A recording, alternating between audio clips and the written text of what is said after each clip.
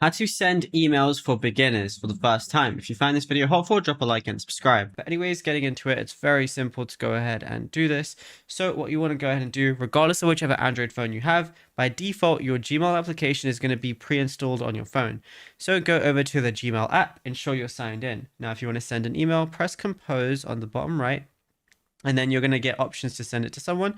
And then obviously as a subject, you can put anything you want. And then all you're going to have to do is compose the email you want to as well. So you can type in anything you want. Of course, you can add GIFs, images, or anything like that. If you do want to add images or any file attachments, you can do it right from your phone. So what you want to do is on the top right, press the attachments icon. Then you're going to see you can select something from your photos. You can take a picture, add something from your files, or even add something from Google Drive as well, since it all is linked to Gmail too. But then once you're happy with your email, on the top right, you're going to see that little arrow icon, or just like the paper airplane. Go ahead and click that, and it's going to send it to whoever you put the email to.